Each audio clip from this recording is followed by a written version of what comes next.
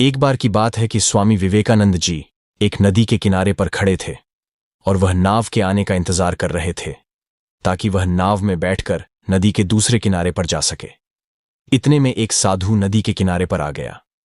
उसने स्वामी विवेकानंद को देखा और कहा कि क्या आप ही स्वामी विवेकानंद हैं? तो स्वामी विवेकानंद जी ने मुस्कुराते हुए कहा कि हां, मैं ही स्वामी विवेकानंद हूं।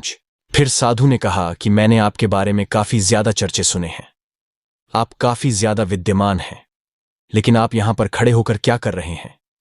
तो स्वामी विवेकानंद ने कहा कि मैं नाव का इंतजार कर रहा हूं ताकि मैं नाव में बैठकर नदी के दूसरे किनारे पर चला जाऊं। इतना सुनने के बाद साधु हंसने लगा और स्वामी विवेकानंद को बोलने लगा कि नदी पार करने के लिए नाव की क्या जरूरत है? देखो, मैं तुम्हें नदी पार करके दिखाता हूं। साधु पानी के ऊपर चलता हुआ नदी के दूसरी तरफ चला गया और फिर पानी के ऊपर चलता हुआ ही वापस स्वामी विवेकानंद के पास आ गया। साधु स्वामी विवेकानंद के पास आया और कहने लगा कि तुम्हें नदी पार करने का ज्ञान तक नहीं है और लोग तुम्हें फिर भी कितना जानते हैं।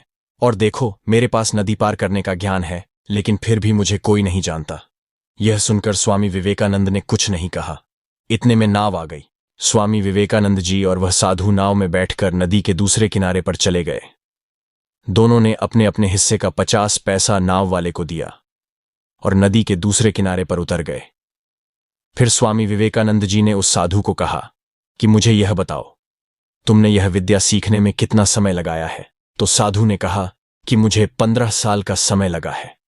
फिर स्वामी विवेकानंद जी ने मुस्कुराते हुए साधु को कहा, जो काम तुम 50 पैसे देकर कर सकते हो, उसमें तुमने 15 साल बर्बाद कर दिए। ऐसी विद्या का भी क्या फायदा जो किसी के काम ना आए। मैं सिर्फ वही काम करता हूं जो किसी के काम आता है, और इसीलिए लोग मुझे पहचानते हैं। आप जैसे ऐसे और भी बहुत से लोग हैं जो ऐसे काम करने में अपना समय बर्बाद कर रहे हैं जिनका उनकी जिंदगी में कोई भी उपयोग नहीं है और अपना समय बर्बाद कर रहे हैं। इसलिए काम हमेशा वही करना चाहिए जो किसी के काम आ सके और आपके जीवन में उसका सदुपयोग हो सके।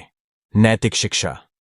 इस कहानी से हमें यह शिक्षा मिलती है कि जीवन में कोई भी काम, कोई या विद्या सीखने लगे हो तो पहले हमें देख लेना चाहिए कि उसका हमारे जीवन पर क्या असर पड़ सकता है, क्योंकि समय से मूल्य कोई भी चीज नहीं है। इसलिए समय बर्बाद तो समझ लो जिंदगी बर्बाद।